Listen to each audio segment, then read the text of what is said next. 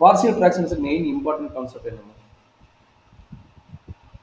Partial fraction method. Already நீங்க கிளாஸ்ல Like formulas தானே சார்? 3 ஃபார்முலா தான். அந்த 3 ஃபார்முலா மெயின் இம்பார்ட்டன்ட் கேஸ் என்னன்னா numerator degree should be less than Lesser denominator. than the denominator degree. இதுதான் ரொம்ப ரொம்ப இம்பார்ட்டன்ட். இல்லைன்னா லாங் டிவிஷன் மெத்தட் அப்ளை பண்ணி வச்சுட்டு நம்ம கண்டுபிடிக்கணும். Sir Okay formula sir. என்ன? P of x divided by x plus a into x X plus b. plus a into x minus b. இப்போ எது X plus வேணா மைனஸ் தெரியல. ஏ வந்து okay பாசிட்டிவ் சார். நெகட்டிவ் எவ்வளவு இருக்கும் எனக்கு தெரியாது. Okay sir. அப்போ a by x plus a ம் plus b by x plus b. Okay. Second formula P of x divided by a x plus a the whole square. Okay. அப்போ வந்துட்டு a by x plus a plus b by நான் ரெண்டு time x plus a the எழுதிக்கிறேன். whole square. No sir. இல்லை நான் இங்கே ரெண்டு டைமாக காட்டிக்கிறேன். அதனால் வந்து இது எப்படி வரணும்? Plus c divide by x plus b the whole square. Whole square. அது மாதிரி வரும். சரியா? சார் இப்போ வெறும் p of x by x plus a the whole square மட்டும் வந்தா அதான் இந்த டைம் வராது. அதாவது இந்த லீனியர் டைம் நான் வந்து விட்டுட்டு போட்டுருந்துருக்கேன். இதை மட்டும் so a by x plus a plus b by x plus a the whole square. அவ்வளோதான். அது மட்டும் தான் வரும். p of x divide by third time என்ன கிடைக்கும்?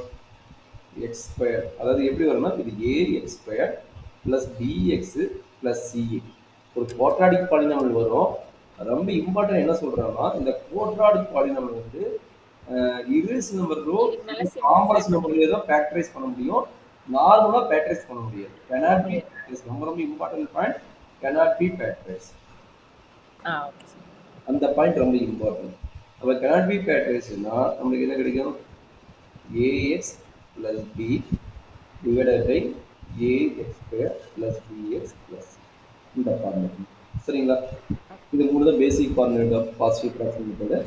இதே தான் எங்க போனாலும் இஜெட் ட்ரான்ஸ்ஃபார்ம் பண்ணாலும் லேப்லாஸ் ட்ரான்ஸ்ஃபார்ம் பண்ணாலும் பாசிட்டிவ் ஃபிராக்ஷன் மெத்தட் இதுதான் டைப். இதுதான் நம்ம சால்வ் பண்ண போறோம். சரிங்களா? ஓகே.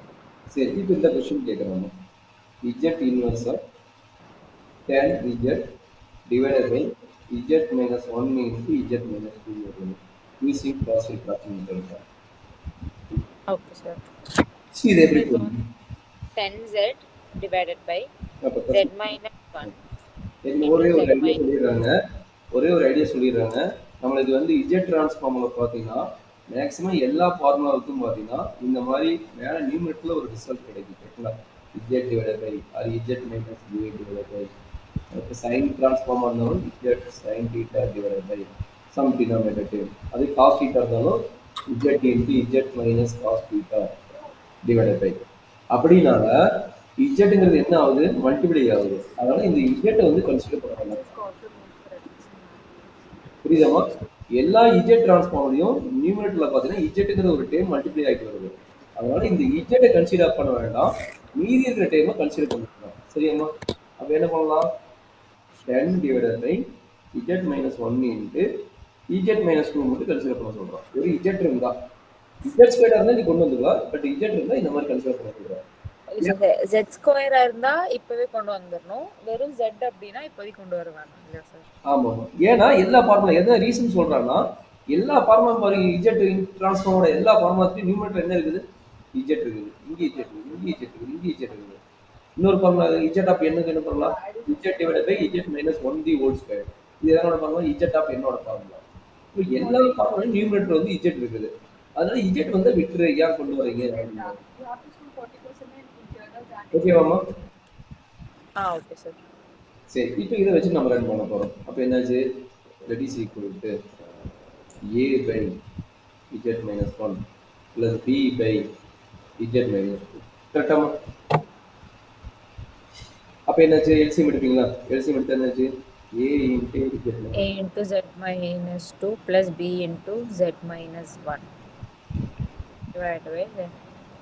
அது அந்த சைடு இருக்கிறது கேன்சல் பண்ணிக்கலாம் sir. So a into z minus 2 plus b into z minus 1 is equal to 10. Which is az minus 2a plus bz minus equal பண்றீங்க இல்ல another ஐடியா யூஸ் பண்றீங்கமா? என்ன மெத்தட் யூஸ் பண்ணலாம்? ரெண்டு method இருக்குது. உள்ள multiply பண்ணிட்டு coefficient equal பண்ணனும். இல்லைன்னா வெச்சுக்கோ டைரக்ட்டா நம்ம கண்டுபிடிக்கிற மெத்தட் இருக்குது.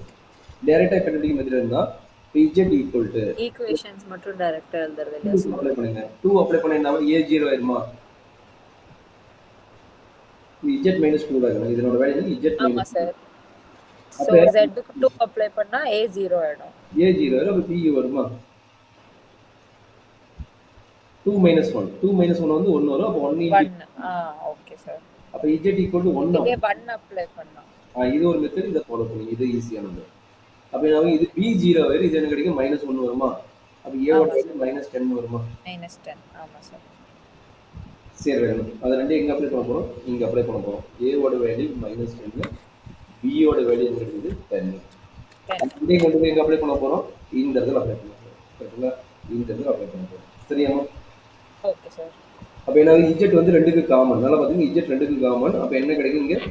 that is equal to z inverse of இது வந்து அடிஷன் ஆயிடுச்சு. அடிஷன் ஆகும்போது ரெண்டு இஜெட் வந்து மல்டிப்ளை ஆகும். அப்ப என்னாச்சு? -10z divided by z minus 1 plus 10z 10z divided by z minus 2. அப்ப இதுதான் நம்ம சிம்பிளிஃபை பண்ண போறோம். அப்ப சிம்பிளிஃபை பண்ணி என்னாச்சு? ஸோ இப்போ ஸ்ப்ளிட் பண்ணி சிம்பிளிஃபை பண்ண போறோம். ஆமாடா கண்ணு. ஆமா. இன்வர்ஸ் ஆஃப் minus 10 காமனாவே எடுத்துக்கலாம் சார். ஆமாடா. -10. So z divided by z minus 1 plus again 10 காமனா எடுத்தா z inverse of z by z minus 2.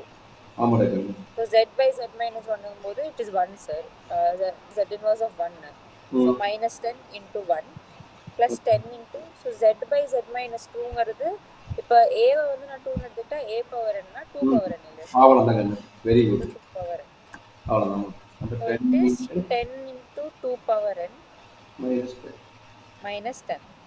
இதை 10 காமன் எடுத்து கூட எழுதலாம். 10 காமன் எடுத்து கிடைக்கும் 2 power n minus 2 power n minus 1. Solve தான் கண்ணு. இதே மாதிரி எந்த ப்ராப்ளம் கேட்டாலும் பாசிட்டிவ் ஃபிராக்ஷன் மெத்தட்ல என்ன டைப்னு பார்த்து அப்ளை பண்ணிட்டு நம்மளோட ஃபார்முலா கன்வெர்ட் பண்ணிட்டு போடணும். Okay sir.